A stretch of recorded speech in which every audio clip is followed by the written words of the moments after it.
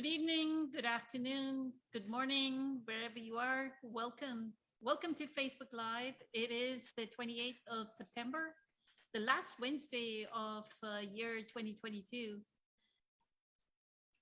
I hope everyone is doing well and enjoying the start of the fall weather and maybe even enjoying some cooler weather.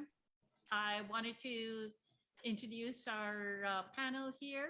We have Kelly, who is our has been on the panel for quite some time. He has 30 years of Qigong practice under his belt, as well as he's a spiritual teacher. Good evening, Kelly. And then we have Patricia here, who is part of our core group of meditators. Good evening, Patricia. We have Ken here, who has been part of our core group of meditators. Good evening, Ken. And then we have Francesca here.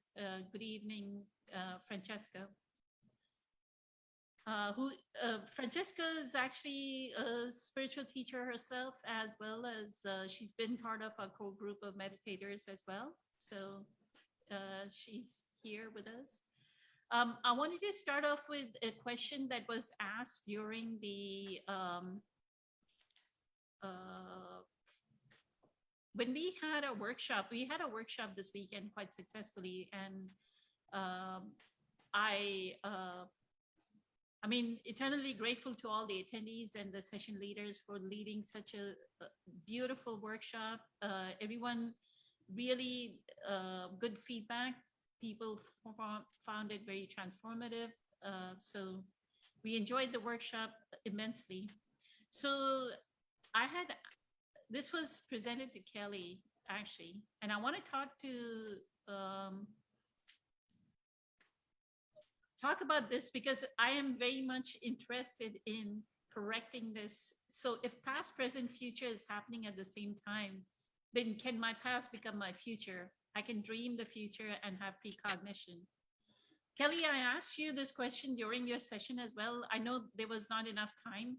So did you want to start by if past, present, future is happening at the same time, then can my past become my future? So if you want to explain, when does the past become the future?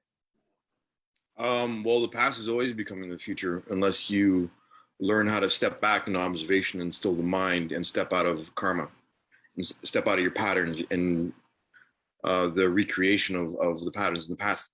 This is why the past is so important to understand and to observe.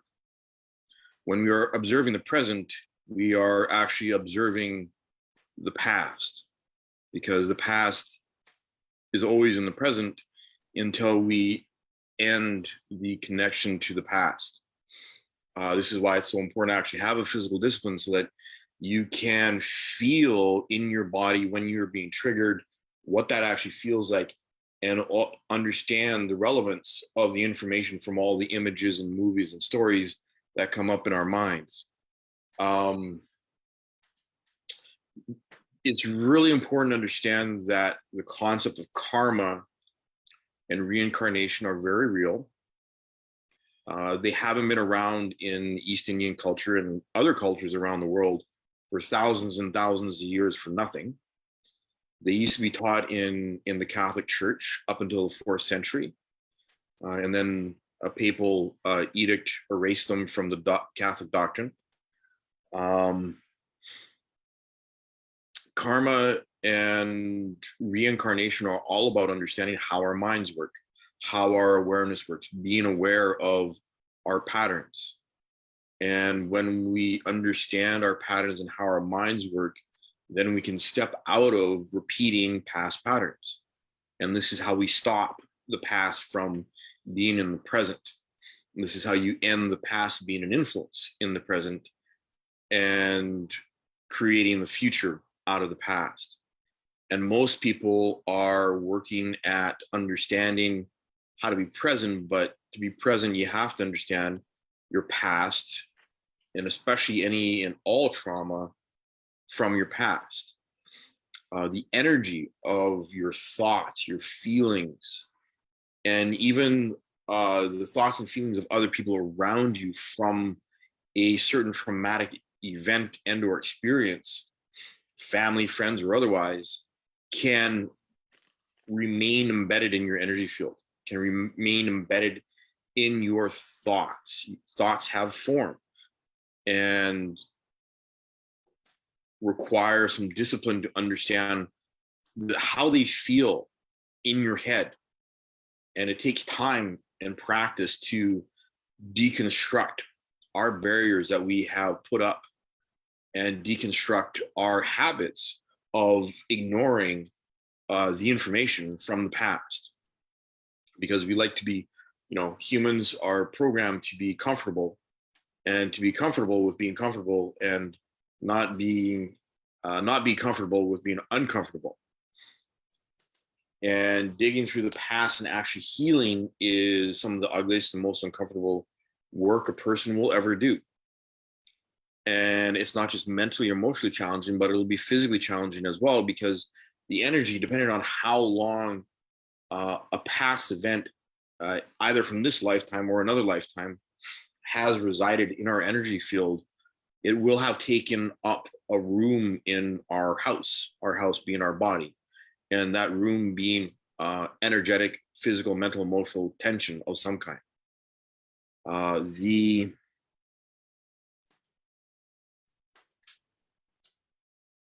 So, and also the thing about dreaming and being precognitive is that you really, and this is speaking from experience, one of the reasons why I stopped channeling, why I stopped doing the psychic medium thing, is that it's really easy, unless you are super strong, to be caught up in all of the information.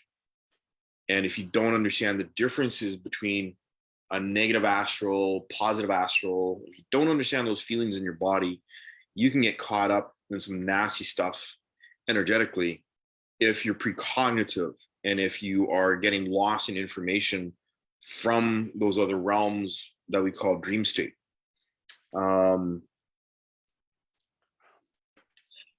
So being precognitive and having, there are some aspects of reality that are just going to happen. And when you are precognitive, like, we're not responsible for other people. So things involving other people are generally out of our control.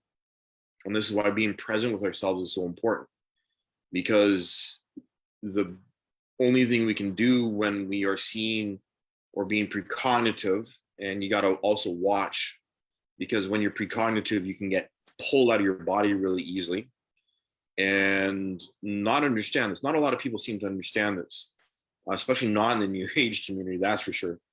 Not a lot of mediums or psychics that I've met understand that they can be pulled out of their body, and that they can just be surfing information astrally and not actually in their bodies, not actually physically present.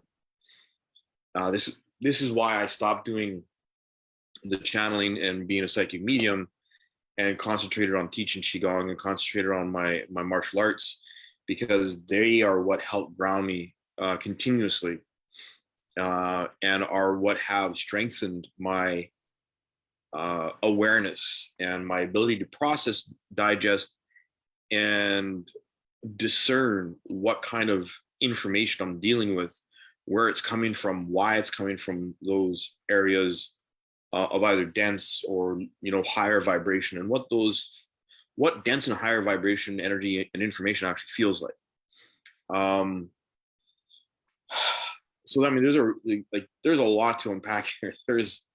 We could probably spend a few panel sessions just talking about this one topic, because it's really all encompassing in terms of the whole reality and nature of actually being present. Being precognitive in East Indian tradition is one of the siddhis, or one of the extrasensory perceptions. One of the ways that we connect with the divine and are able to see information. Another thing about being precognitive is that sometimes the universal plan, the unfolding of the universe, the growth of people on a global level, has certain growth pains that it has to go through, because a culture or a civilization hasn't actually dealt with the trauma that it's carrying.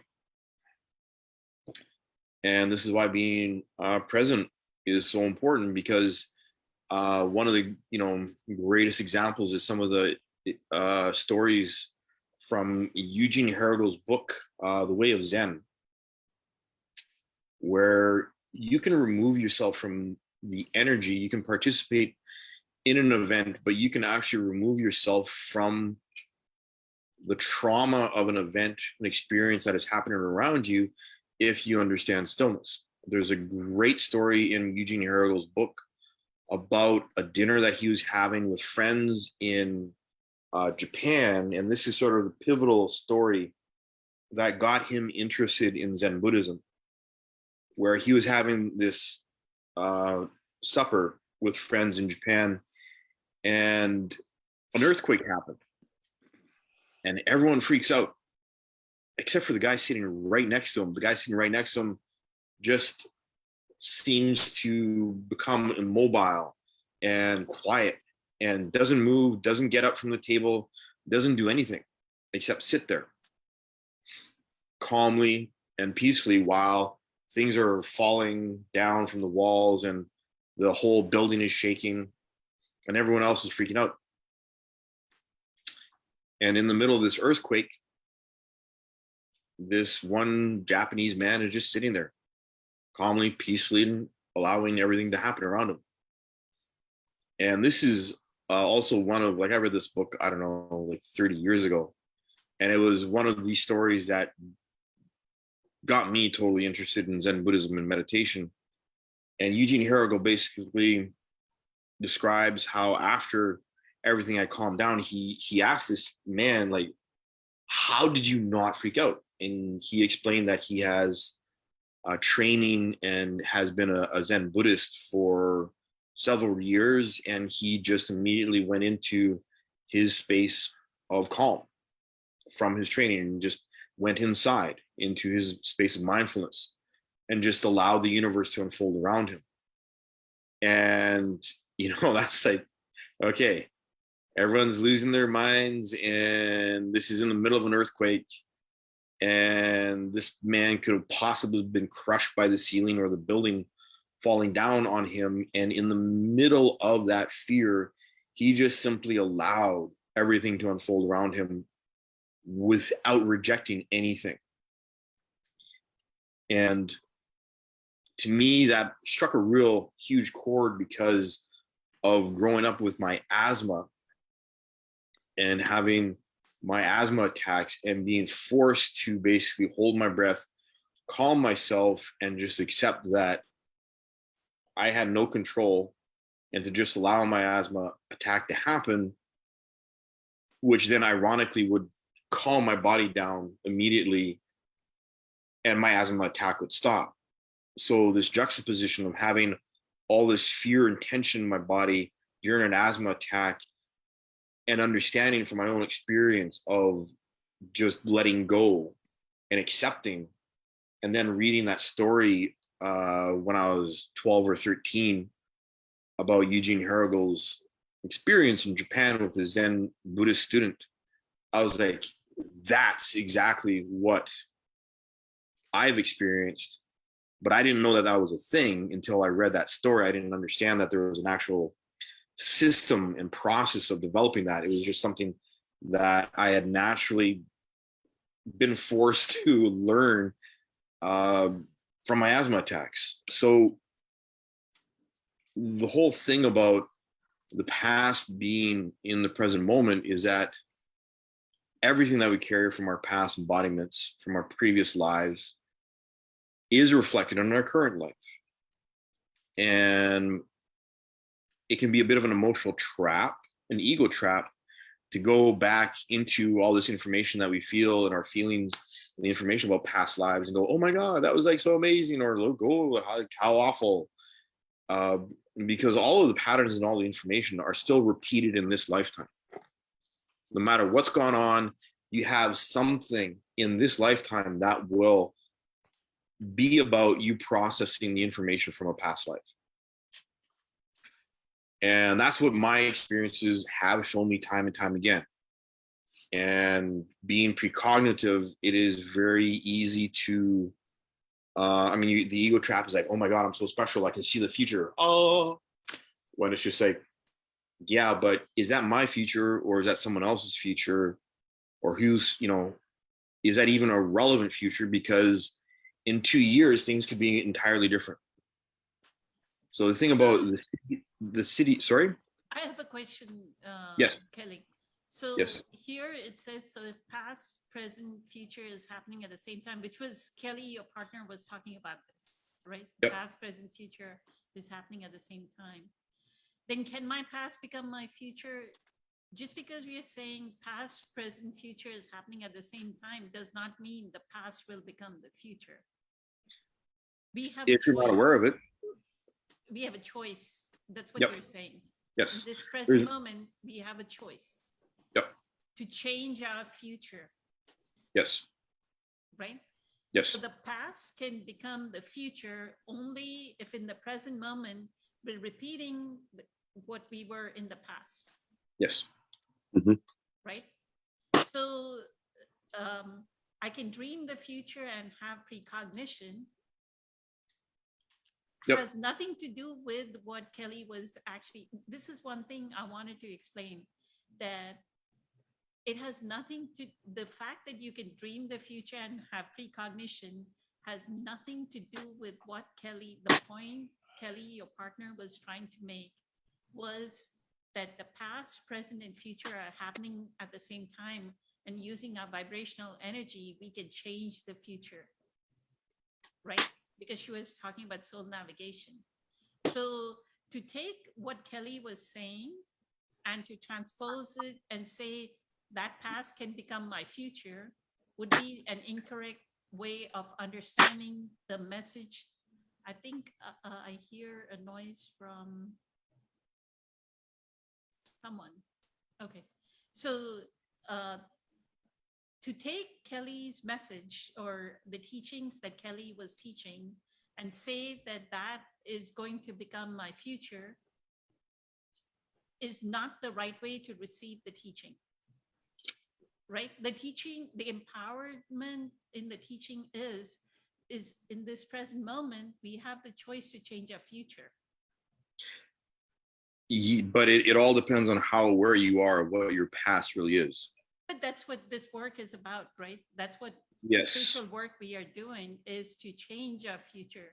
We know, so that's the one thing that you explained, that we can keep it's repeating not our, so much to change our future. It's to understand, be aware, accept, and allow, no matter what. and you have And you have the free will to change your future. Like, oh, it depends on absolutely, your yes. vibrational energy, right? Again, it So depends on how aware you are.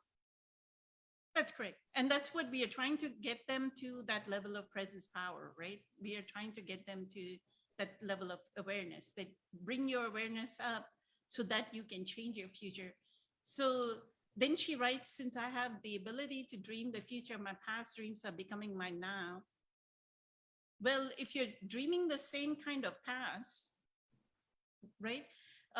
So one of the things that Dr. Joe Dispenza uses is how we think and how we feel creates a state of being. And if we continue to think and feel the same way like we did in the past, we will create the same present, and then we'll create Yep. the same future. Yep. Right? So Yep. you being able to dream the future has no, it's not like really what I would say something amazing, because if you're still dreaming the same insanity, if you're still dreaming that you're going to get into a car accident, if you're still dreaming that you're having issues with your relationships, if you're still dreaming that you're not going to get along with your parents, then how are you changing your future? That's not the right dream to have, right? That's not exactly how it works. I mean, isn't she saying, since I have the ability, it doesn't seem like the status has changed, that That's not how precognition works. Okay, how does precognition work? What I was trying to express earlier is that I have had dreams that I've had like at age 6 or age 17 or in my 20s, Mm-hmm. where I know myself I have changed dramatically, except the dreams, those dreams they're not, the precognition is about seeing the entirety of the thread of creation. And when in a dream, you're just getting a minute glimpse of a potential future. So we need to know what is the dream? What are the contents of the dream? What is the future? If the future is becoming the current, she's saying that the future is becoming her present, right? Well, yeah, this is what I was trying to explain earlier. Precognition, from my experience and what I've talked to with other people Mm-hmm. who have precognitive capacity, is that, and what I was trying to say earlier, is that I have changed. The dreams that I've had, they've still happened, but I'm different inside those dreams, inside those events and experiences. Okay. My perspective when I'm dreaming or when I have a precognitive, I honestly don't know what it's actually attached to. So having a precognitive dream happen is just the dream, like my waking, sleeping mind, those parts of reality actually coming together finally. And it's not dependent on me personally. It is all of creation coming together finally. My precognition is just my sensitivity to creation. And being precognitive has got nothing to do with karma. Precognition has got nothing to do with the past, the present, or the future. It is just that someone's nervous system, someone's awareness is open to the potential creative threads of creation and catches a glimpse of it. And being precognitive, like again, when you think about literally the entire globe, the entire planet, the solar system, the galaxy, there are a lot of moving parts. And unless you can actually manifest the fullness of your divine soul level connection to the center of creation into your 3D body, I mean, everyone would be like, that kind of a person would just be a glowing ball of light. The glimpses that a precognitive person gets in 3D reality are, and their interpretation of that dream is entirely based on who they are in that present moment. And when you have a precognitive dream come into the present or finally arrive in the present, that's all that's happening. And the person or persons involved in that dream, like again, I've changed. You can be still, you can change yourself and be completely different, and that situation can still happen. That's what my experience has been.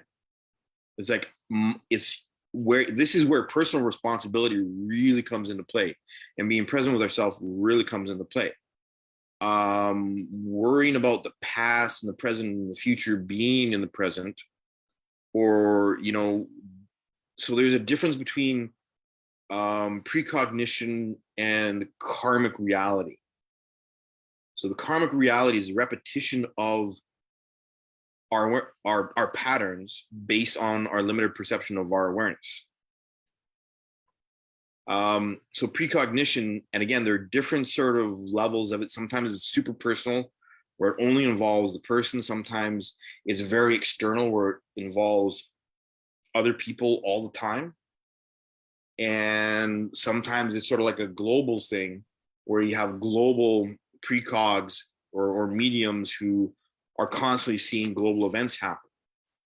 And this is where my story about Eugene Herrigel's pivotal event in Japan comes in. We're in the middle of chaos, in the middle of something external. You can be perfectly aligned and at peace. And this is why being present, why being mindful and being aware of your patterns, how your mind works, how you're triggered, how you're deconstructing all of that, so that none of that has an influence on your awareness, is the most important part. Creation is going to create. Creation is going to happen. And yeah, like precognitive dreams, like, I mean, after, 40, almost 50 years of being precognitive, I'm sort of like, big deal. Dreams are dreams. What am I doing in the present moment? Exactly.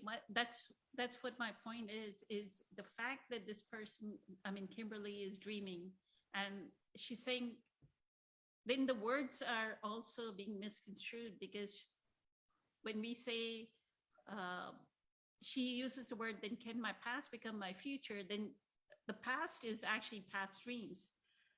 No, it's not so much as your past becomes your future,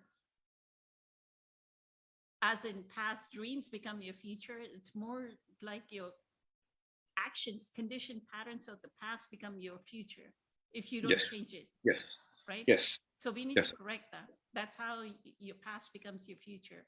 When we say use the words, words need to be used correctly. My Yes. past becomes the future implies if I am continuing the same patterns that I used to continue in the present, then that will become my future. I wanted to Yes. clarify that. Yes. And I guess on a bit of a 4 cent, 5 cent way, what I was trying to illuminate is that being precognitive and being present are two different things. And that you can be precognitive and those dreams will happen and they're not dependent on you. What matters is being present. What matters is being aware of your patterns. What matters is how you are using your awareness, because those dreams will happen, but what you have control over is yourself. Okay. And how you participate in those I agree. dreams. Okay. Thank you. Yep. Grateful for the guidance. So Patricia's what is precognition is to know, it's almost a knowing of what's going to happen. Cognition is the knowing, right? You're knowing Yes. what's going to happen. Pre-knowing. Pre-knowing. Pre-knowing. So basically being able to see the future. Like you can see your car accident happening and it's not happening in this present moment. It's happening in your dream. And then you're seeing it happen 2 days later. Or you see meeting a person at a grocery store, right? In your dream, but then you meet them at the grocery store. So she does ask, should I pay attention to deja vu? Since it is like Glick in the Matrix. No, you don't want to pay attention to deja vu because you want to be present. That's the whole. As much. Well, deja vu, again, this is why having some kind of physical discipline, to have a physical baseline for feeling information in the body, is so important, because I've realized from my experiences that deja vu are a lot more like milestones and thresholds, and the universe is trying to go, pay attention. Mm-hmm. And a lot of people will put like a lot of stock, oh, deja vu, I'm doing the right things. Like, yeah, but what are you doing? How is it right?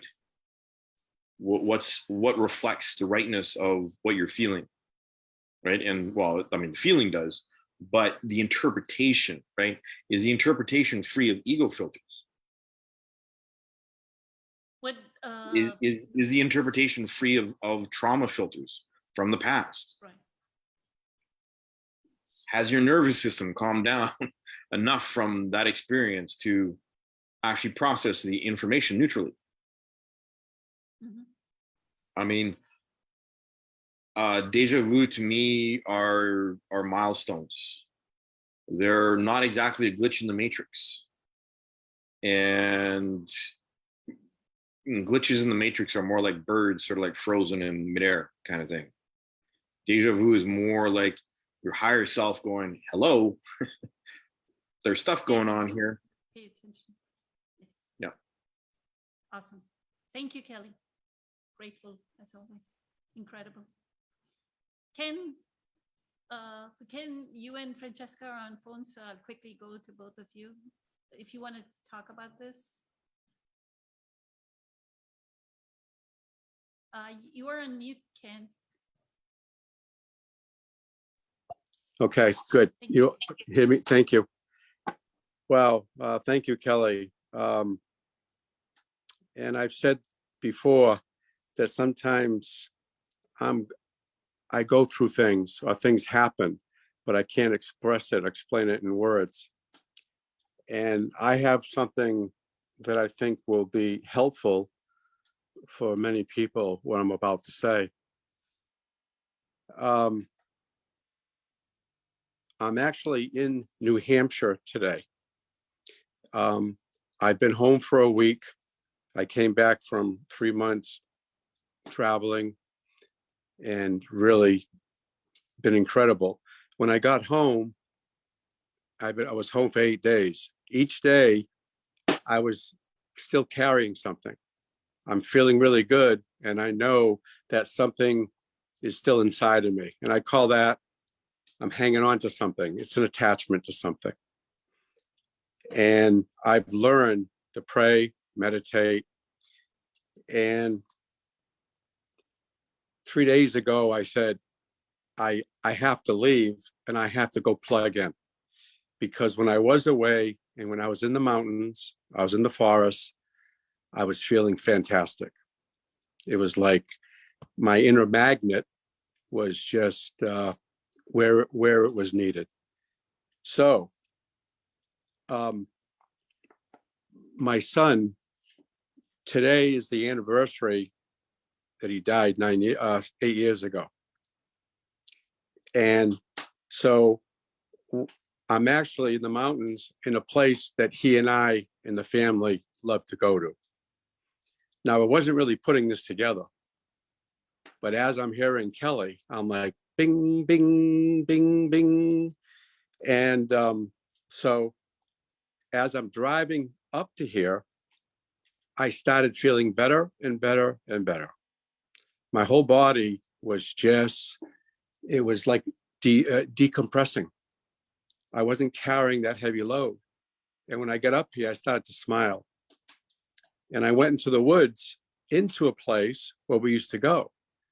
And Kenny's right beside me. Kenny's inside of me. And as time goes, just as Kelly was saying, what goes around comes around, and it keeps visiting. But it's amazing how much I've let go. And then after I get out of the woods, I look in the sky and there's a double rainbow. And I knew it was my son. Just letting me know everything's okay. So these type of things, come around and visit. And I've had many dreams and many things happen, and they'll come around. And I know that they are there. They can be attachments to an unconscious energy, something I still haven't healed. So it's going to come around and show its ugly little head if I hadn't worked through it.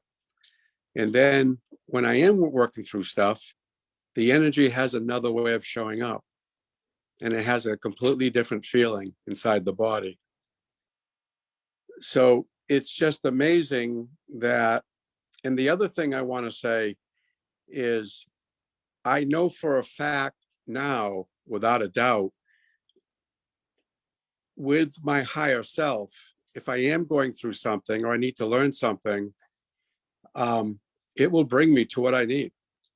And I've said this numerous times, this group, and then hearing different people. So, and I've mentioned just a week ago when I heard Kelly at the beginning, I felt intimidation, because that would bring up that part of me that I think I'm stupid. So that would bring up a feeling, a heaviness. So now when I hear that, I feel that, when I hear Kelly, I honestly feel I'm equal. He's no better than I am. So we're both here. He's doing what he's supposed to do. I'm doing what I'm supposed to. It's almost like it's a beautiful feeling. I don't feel it now. That intimidation would come out. It would show up. So I'm allowing myself to be free of different attachments, of feelings or emotions inside of me. So being present has helped me tremendously. So even as you were talking about past, future, I used to go back and forth like a seesaw. And that's because my thinking mind wouldn't stop thinking. And that's because I was trying to figure things out. I'm in a place now, don't figure it out. There's nothing to figure out. It's almost like there's nothing wrong with me. So there's this ease, there's this calm, and I'm able to slip into presence or slip into good feelings much faster. And it's amazing how I'm able to listen with a completely different ear. And if that didn't happen, that would be my fear playing out inside of me. And it's amazing when I am fearless and I am calm in the stillness, everything comes around again. But I'm listening to it differently. I'm not the same person. I made a shift, a change of perception, a change of listening. My senses are more, they're keener, they're sharper. And so it's amazing. And I'm really, really seeing how much I thought I was listening from other people when all along I was judging and criticizing. And I realized that was my stuff, making up those lies and the illusions of things that never really happened. So I'm just in awe. I'm just amazed, in amazement of how different I am. And then I feel like I'm finally growing up. I'm not that little kid confused, because I was all my life. Even though I'm in my 60s, I was still playing out a very young age that I hadn't healed. So I kept going back there. So I'm just amazed how all this works. And then listening to people that even though I can't express myself, I kind of know what's happening because I'm in the presence. It's a feeling. And I've learned to be keen on this feeling rather than the thinking part of me. So I don't know if I'm making sense right now, but it's just incredible how the shifts can occur. And they seem to happen when you rewire the different wounds that were showing up. So thank you. Thank you, Ken. Beautiful, beautiful. Thank you, Kelly. May his soul rest in heaven peacefully. Your son's. Yes, it's amazing. I'm smiling. You know, I'm here, and it's like I'm finally laying things to rest, and I realize it all along. It was my stuff, or on different things, and just realizing that that was one of the many things I needed to go through in this lifetime. So this all happened for a reason, and it's amazing how many people I have helped over the years when they have lost sons, daughters. And the person I probably helped more than anybody else was his mother. Beautiful. So it's amazing. And that made me feel, because growing up, much of my life, I felt like a failure. And I felt like it was my fault. I had guilt and all this other stuff. And then these were much of the attachments that I needed to work through along this path. And then realizing that I was being used by spirit to go through this, just like my son came in to play out what he played out. So it's just amazing how everything connects. when you start healing. It's just, and that to me is the miracle. So thank you, Poonam. Thank you. Grateful. For Thank the you. example. Francesca, did you want to say something about this topic? Thank you. Well, hopefully, I'm in a coffee shop, so the background music, hopefully it isn't too loud. Is it too loud? Can you guys hear me well? Yes, we can hear you Okay. well. Thank you. Okay, awesome. Wow, what incredible share from Kelly and actually Ken. I resonate a lot with what Kelly shared actually, because it's you know, in relation to the question that was asked, can past become the future? You know, my short answer, because I'm in a coffee shop, I'm going to say yes, mainly because our minds are often trapped in that past psychological time and future psychological time. As a result, we're no longer present. We are living in that fog of, you know, our past, or, you know, and all of the situations, you know, even in our, like, as we go about, sorry, in our day-to-day lives, our past show up the way we show up, right? You know, through our patterns, as Puna mentioned, you know, through our patterns of behavior, you know, even our patterns of thinking, our, you know, everything that we do is actually based on the foundation of where we're at, because we've trained that mind so deeply to be in that past psychological time and future psychological time. We are creating the same reality over and over again. The only way of, you know, breaking or dissolving that, again, like I think Puna mentioned, is through inner work, which is, you know, choosing. First, we have to choose to not, you know, want to continue those same patterns of behavior and so forth. And then we actually have to do the required inner work that it takes to dissolve those patterns of behavior, those patterns of thinking and so forth. And that's where, you know, the inner work, combination of inner work practice comes into play.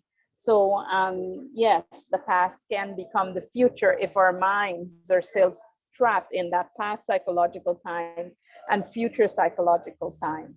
Also, I love what Kelly mentioned, because I think it's really, really important to understand this. And it's with regards to premonition, the difference between premonition and karma, because I think there's confusion, a lot of confusion in there. So premonition is the ability for us to see the future. And we can see that future when we've raised our actual vibration, which I think Puna mentioned, Kelly's partner spoke about in the workshop, that by using our energetic vibration, you know, using our vibration energy, we can actually change the future as well, because that's how powerful we are. We actually have the ability to do that. However, in order to do that, we must become present. So again, premonition, the ability to see the future. You know, one of a great example of that, my most recent example was several months ago, whilst I was having, you know, the heart attack. I'm not going to say my heart attack anymore. I'm going to call it the heart attack. Whilst I was having that, I was in, you know, experiencing high states of connection to our source energy, because I was doing the Mind Valley. I was teaching, actually facilitating the Mind Valley Jose Silva circle, so the weekly circle. And from the Silva course, you know, we were doing a lot of practices and so forth of seeing, right? Seeing through leaves, you know, plants and so forth. And I remember I was walking back, you know, from dropping my daughter, no, actually with Charlotte, picking her up from school. And I was completely present, so present that for literally, this happens within seconds, like maybe a second or even less. I couldn't even count the time. I remember there was a lady who was riding a bicycle and her dog was running really quickly. And I thought, all of a sudden, by the time I had the realization, suddenly I saw the bike and the dog suddenly, you know, kind of tripping because the bike was going too fast. It was on a downhill and a car coming, like, and I don't know what happened, but literally within a second, the situation happened, and she was off the on the ground, on the bike, off the bike. The dog was the dog was over, and the car, thankfully, I don't know if it was because of the premonition, came to a screeching halt. So it literally happened within seconds. And again, that was me, that was walking and having that premonition, right? Now, dreams are quite different, because dreams, from my understanding and from my own inner work and experiences, it's often a manifestation of our subconscious mind. It's actually designed to show us the work that we need to do in order to evolve. And my God, I've had so many of those experiences. That being said, there are times when we actually do dream the future. When I was a child, that would happen. I would dream, the day my dad's sending money home for my mom. And my mom actually embraced my spirituality since I was a child because I would dream it and it would happen the next day, right? And so it does happen when we're in the purity, again, of presence, right? And presence does not include past or future psychological time. So presence is, I think Kelly gave a great example when he spoke about the monk, because this is actually, so I have a few foundations to my practice, which is contemplation, daily meditation and contemplation. And the other practice, which I've been practicing, and this is taking me years, because it does take years to get to this state, and be able to do it no matter what's happening, is when he spoke about sitting and being in that space of mindfulness, taking that breath.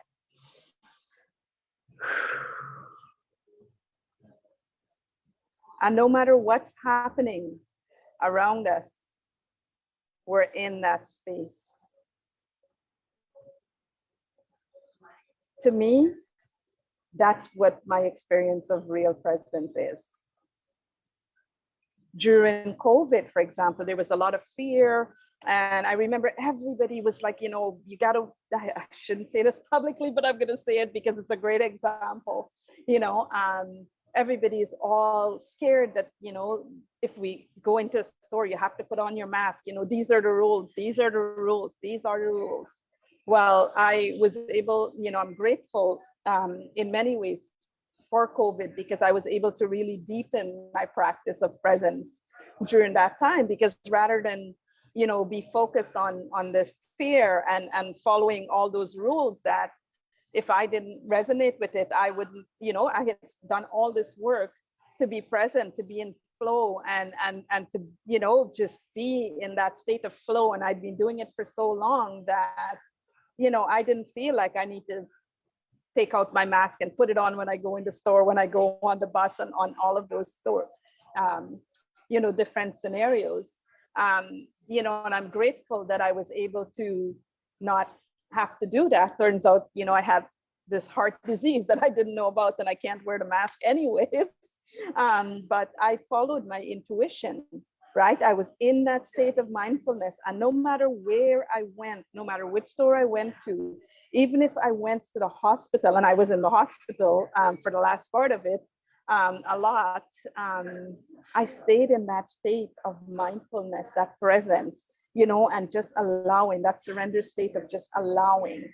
And by doing so, nobody bothered me about masks or, in the hospital, everybody, I swear it felt like every single person that I interact with was an angel. Every single nurse, every single doctor, every person that came into my room, I was like, oh my God, the entire Universal team is here to take care of me. So, I guess where I'm going with this is the importance of, if we no longer want to be in the past or the future, it's very, past or future psychological time, we have to be in awareness of when our states of mind are in, the past and future states of mind. So when it's running, the monkey, the wheels are going, the monkey on the Tibetan tanker, right? When the monkey is running the show, right? We have to be in awareness, because here is the thing. If we're not in awareness, what we're doing, like I said, is we're unconsciously manifesting our past. Majority of it is the past over and over again, and that's becoming our present. So we have to be in awareness in order to know, oh my goodness, I've got to do this inner work. If, like for myself, if tragedy hadn't happened, and pretty much an entire year of death over and over again, I wouldn't have, done some of my most powerful childhood healing.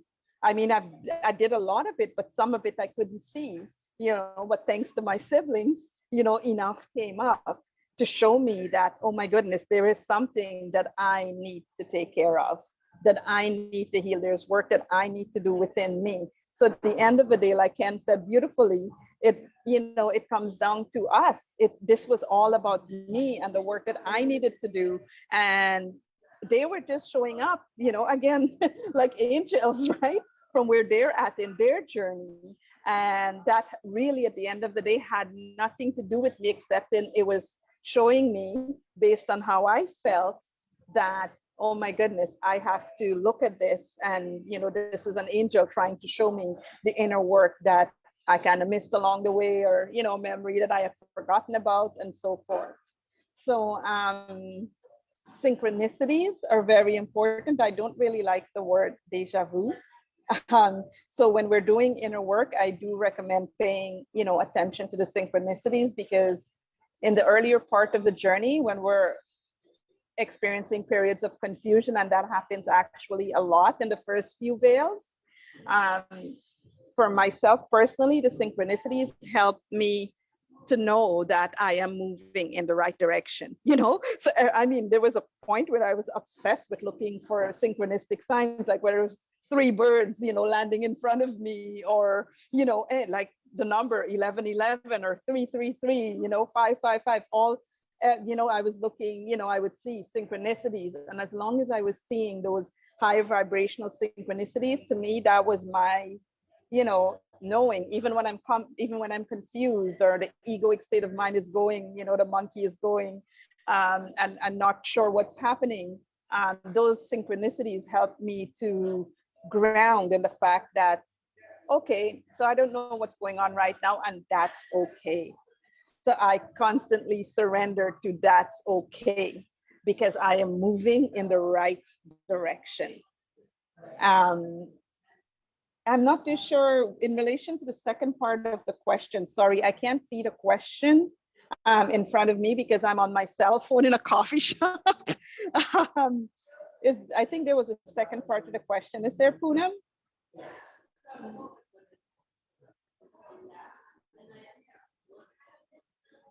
It just was, so if past, present, future is happening at the same time, then can my past become my future? I can dream the future and have precognition. That was it. Oh, okay. So hopefully I answered the question then. I think that's probably all. Let me look at my notes.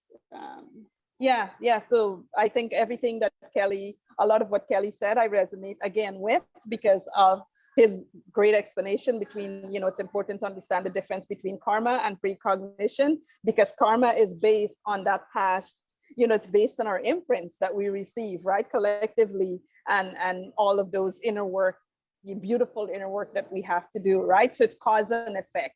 Karma in a nutshell is cause and effect, right? So it's also based on our present. So for example, because we did X, Y, and Z, this is what the outcome is going to be. So if in our present moment, we're choosing, to be in the past, remain stuck in our past psychological time, or worry is a sneaky one, worry about the future or what's going to happen, and so forth, then what we're doing is we're recreating that, right? Because the universe speaks energy, frequency, the universe speaks vibration.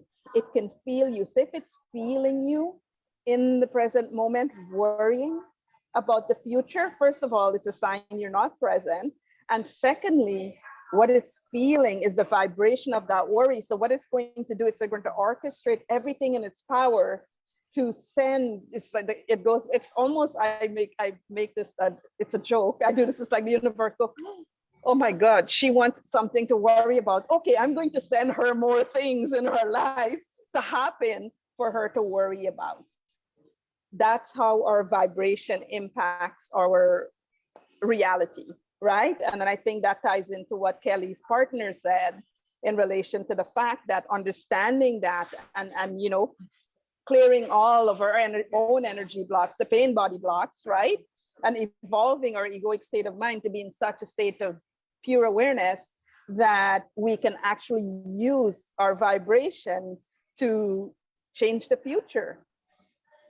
And yes, I'm going to wrap up at that because I have to go pick up my daughter from music lesson as well. Thank you, So Francesca. I Grateful don't know for if it will your- maintain my connection, but I will try and stay. Sure. Yeah. Thank you so much, Thank Francesca. you. Grateful for your input. Thank you. So, as Francesca was speaking, I got reminded of the fact that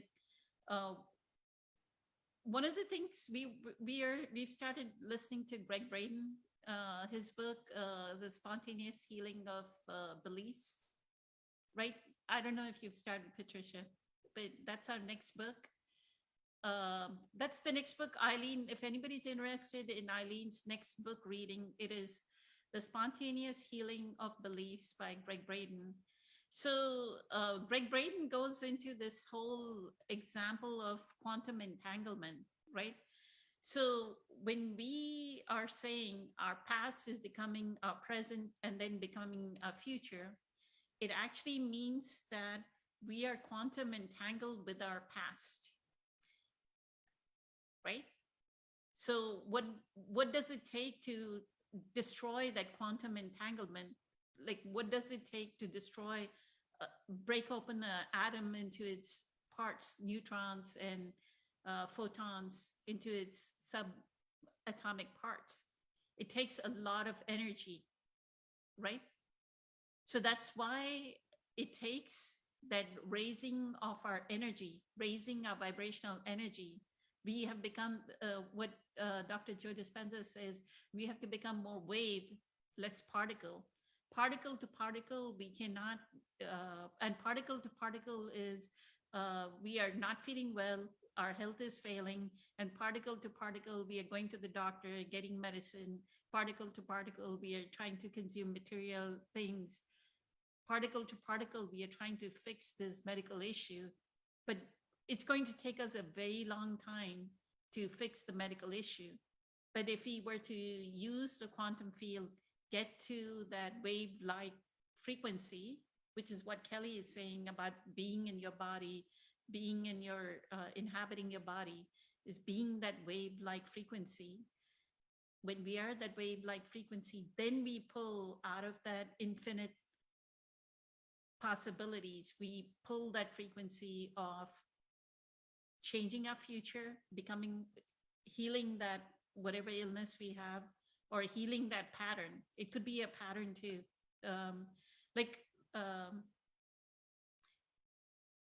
So just remember that quantum entanglement, like, I don't know, people may say that they're dreaming their future, but what I would say is, what future are you dreaming?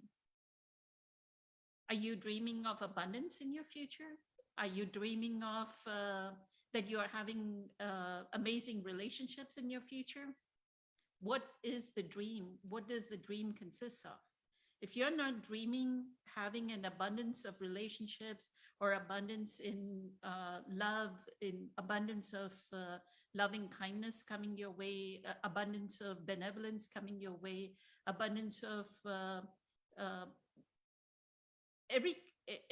I'm not saying so much as material abundance, but enough comfort where you're peaceful, peace and harmony coming your way, then that means you have to change something about what is happening in your present to, to break that,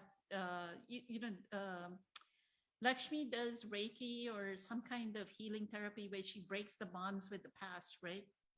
I don't know what that therapy is called. I think it may be Reiki.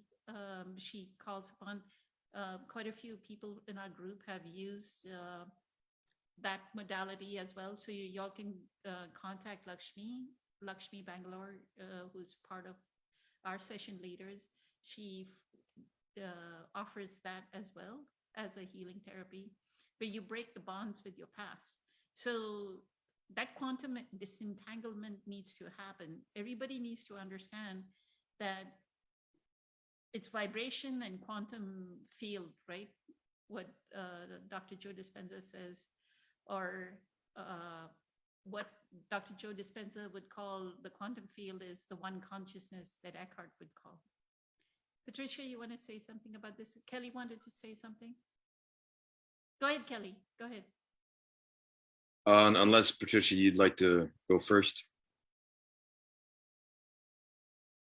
They'd always love talking to you, Kelly. So go ahead.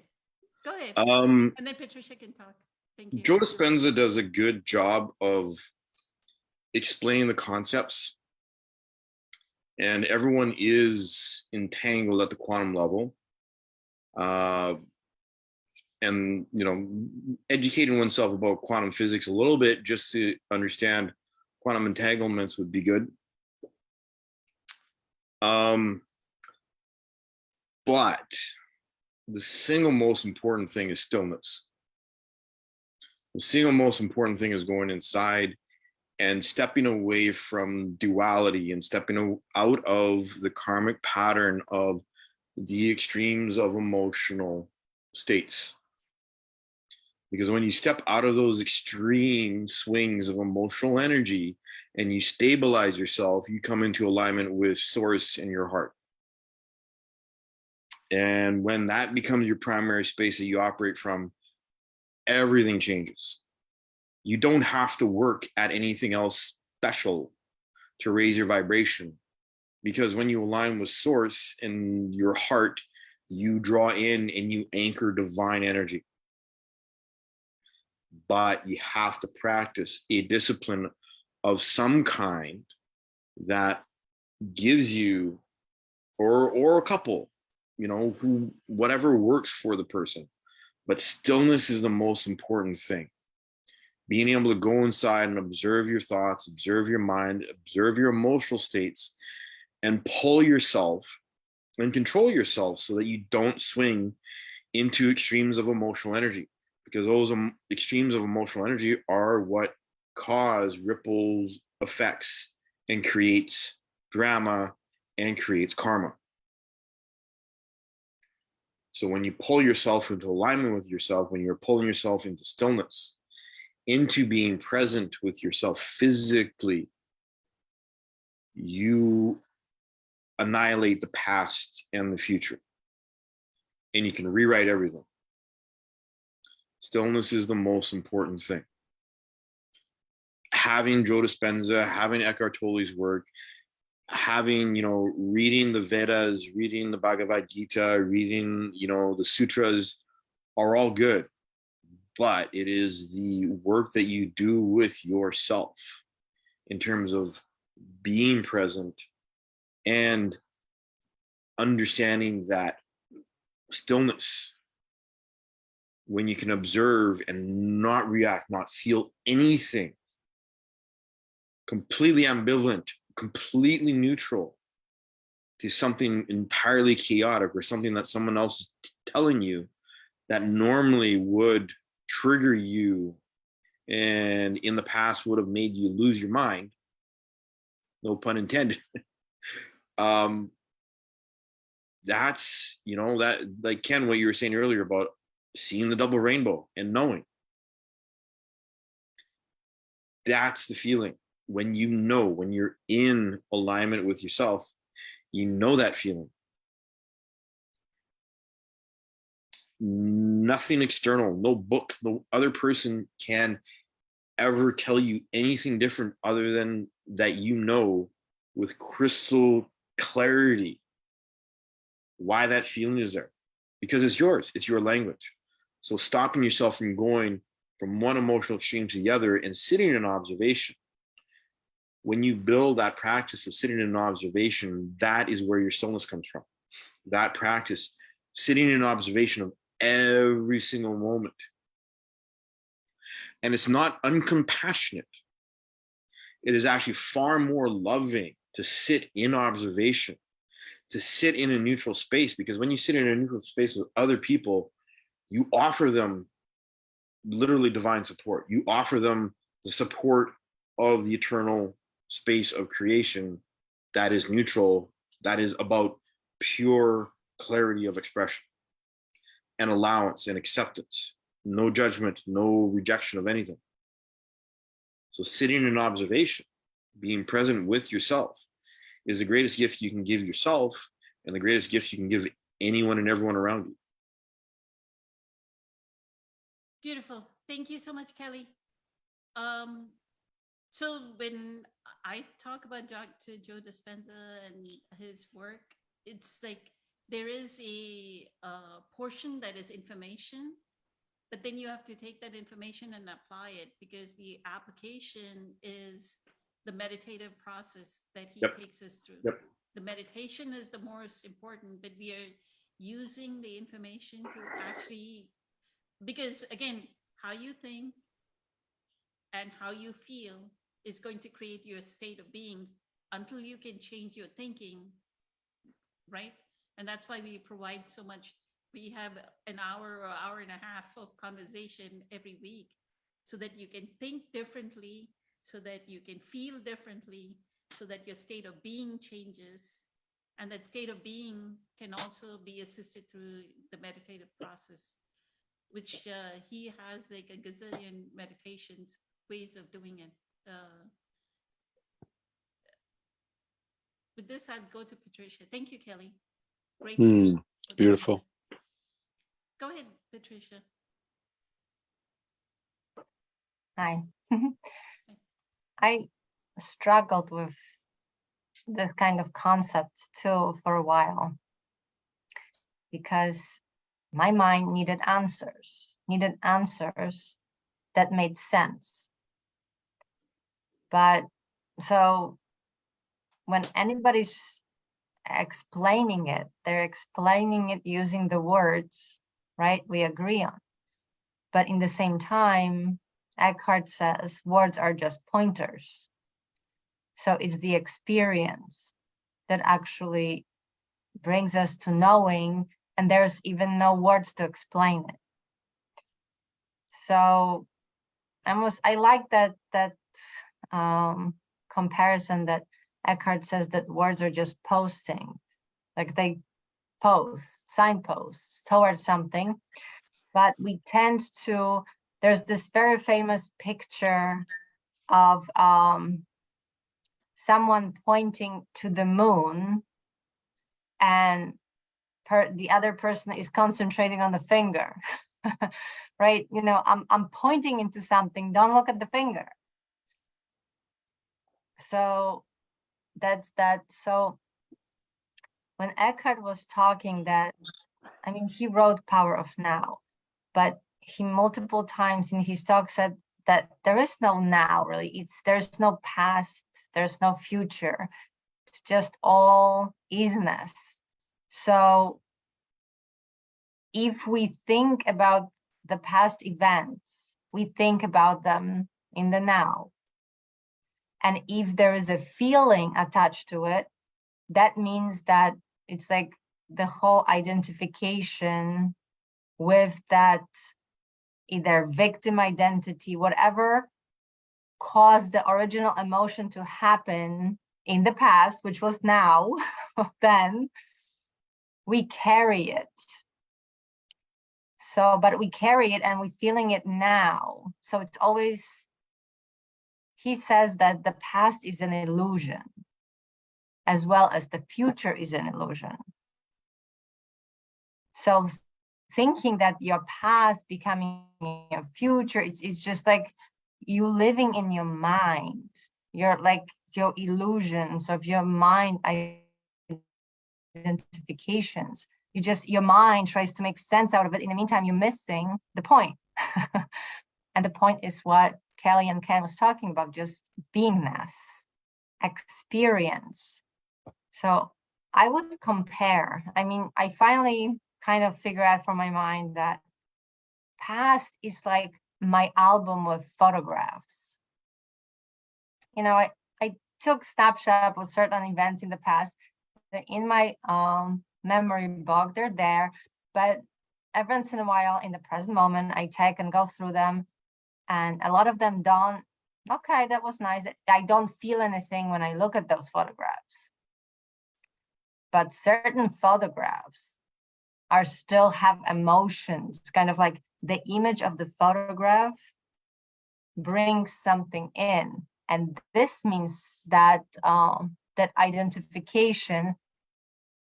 So in that moment, I'm losing the presence. I'm losing the presence if I'm going back and like reliving that moment. And when Kelly during workshop was talking about past, present, and future being all in the now, I think what she meant is that she used that nice metaphor of if the past knocking on your door, meaning that some kind of feeling is arousing in you, like some kind of identification, just invited for a tea, but you're still doing it in the present moment, right? So I'm not sure if that answers, but it's trying to, I think, explain something that is beyond the 3 or 4 dimensions with time, because time really does not apparently exist. It's just for the sake of functionality, we kind of use it, but it's really not. Then we try and explain something bigger than time using words that, are connected to time. So like Eckhart says, from the functional point of view, yeah, use the time, that this human form was born in that time, that events happened, but don't live there, don't identify yourself with it. So it's just that practice, that discipline that Kelly's talking about, but always coming back to the present moment and just letting everything pass through, but in the same time letting yourself feel it completely and then let go. And that's the healing too. So if something comes up, there's a trigger that your body, because it's like chemical and physiological in your body, because we had a reaction. If there was a scary moment in our past, right, Kelly, we had a reaction. There was like adrenals, there was energy, and it got stuck because we didn't let go of it. We held on to it. So now it's still in us, but it's in us now. So it's like a remainder of it. It's not really the past. So, and I think another way to think about it, I think that it was Rupert Spira. He was Spira. He was talking about deja vu and the concept of time. And he said that everything, the consciousness is unlimited. And every possibility is available now. But we, as each human being or each energy, it's only limited in what it can see. So sometimes when we get like really conscious, aligned, we can have a glimpses of other possibilities. But it, so it gives us that little taste of how unlimited and vast and it's the actual consciousness, which each one of us carry a little bit of it, but we not entirely it. So we can't possibly know everything. That's why we need each other actually to kind of compare experiences to maybe, have that little more of a quality of totality of consciousness. I'm not sure. And the precognition, I'm not sure how it's possible, because mind just creates thoughts, and sometimes they're not even our thoughts. So if everything is, all the possibilities are present here, maybe we just grab something that's floating around, and we kind of, it's going on our screen of mind. But and if we identify, if we like it, if we have emotion, I maybe, then our mind during the life, awakened life, is try to get there. It's like visualizing something, right? If you train your mind, because a lot of practices with people like motivational people, like visualize your future like it was now. So if you have emotions connected to that image, your mind will kind of do everything possible to make it real, because it doesn't know the difference if it's just imagined or if actually is happening, right? Is that? I think that's called collapsing the wave function. Like everything is a wave, and when we make an observation, we collapse it into a particle, right? So which is also very close to remote viewing type of, when you collapse that, the wave sign and the function together to actually kind of, it's not exactly projecting into the future. Sorry, Poonam, I didn't mean to interrupt. no worries. But yes, actually, Patricia, you're touching on an interesting point about precognition. Because there are actually two sides to the coin. One is precipitation and manifestation, and the other one is precognition. So yes, you're right that people can focus on something to try and make it manifest, which is called precipitation, where you place an intention and you want to manifest something and you want something to happen, except it'll only happen based on where you are energetically and where your vibration is and how much fear or love are attached to those thoughts and feelings. My experience with precognition has always been completely spontaneous, in that I would have dreams or I would have sudden images pop in my head without asking for anything, without bidding them to be there. And then, you know, weeks later, that thing would happen. I'd be like, oh, it's this dream. Okay. All right. Or 30 years later, suddenly people are in my life that I dreamt about when I was 6. And it's just like, oh, I had no idea that's what you looked like. No wonder I didn't understand that dream, because I was 6 and I was tiny. So my perspective looking up and the technology is different. It's like I actually used to have dreams about faces in boxes. Oh, okay, that's us, faces. Yeah. Yeah.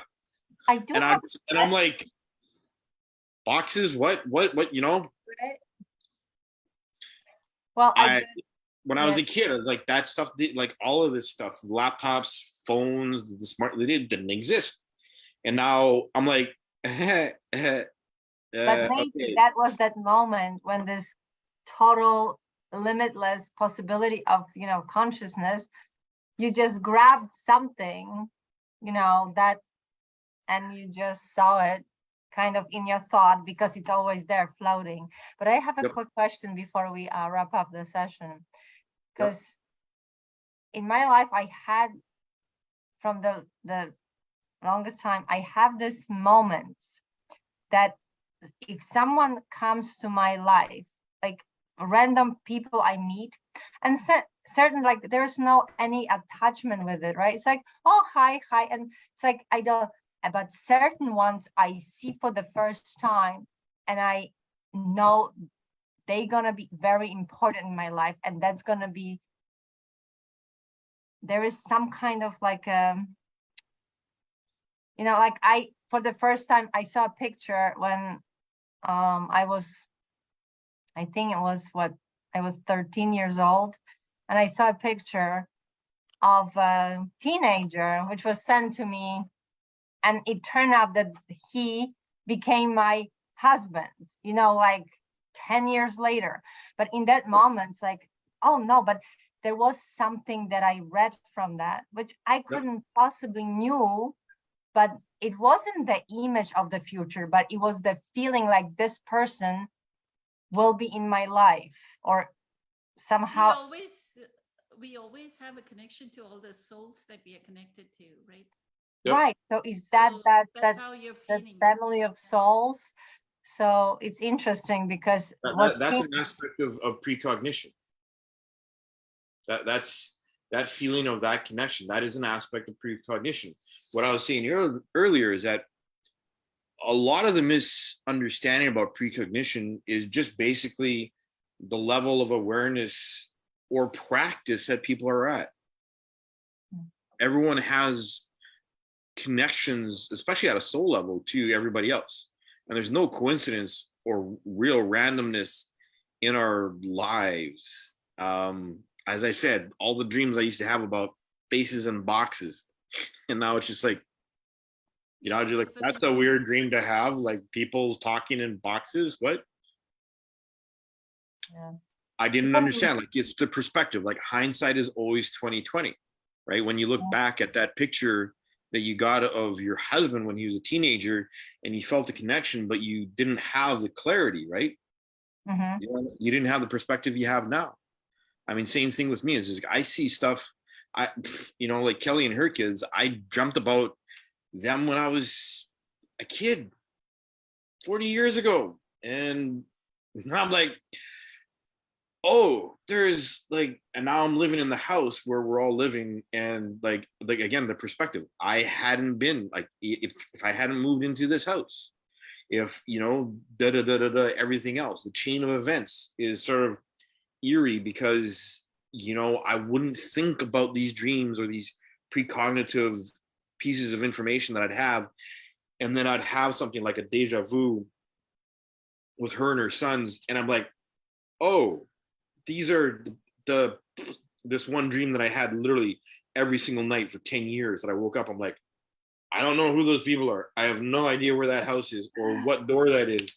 So I'm just, it's none of that is connected to my life right now. And then now I'm like Living back it. then, Yeah. back then when I was having those dreams, and now I look at it and go, oh, right. So I wonder, These are the people. right, if this is kind of, we starting, maybe we can continue next time we meet about this concept again, free choice and will versus fate, and what's plan and how we get in touch. Is it really unfolding the way it's, do we even have a say, or are we just going in life and fighting and trying to prove that we actually, our ego has a say, but in the meantime it doesn't have a say? Where's Both. the fun in it, where's the unknown and freedom to choose versus, all right, let's just, okay, the universe already have a planned, so I'm just gonna just sit here and let the life happen.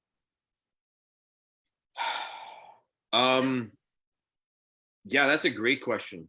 I would love to spend some time talking about that. Send me Because the message, Patricia, so that I can capture it. You On don't have the- to do it now. You don't have to do it now. Send it to me in Messenger or something, and we can talk about it next week. Next time we meet, not next Yep. week, but the week after. Right, because Week there is after no next. Q&A. So you, Poonam, have the Dr. Joe Dispenza workshop Yes. Next for week. entire week. next week, yep.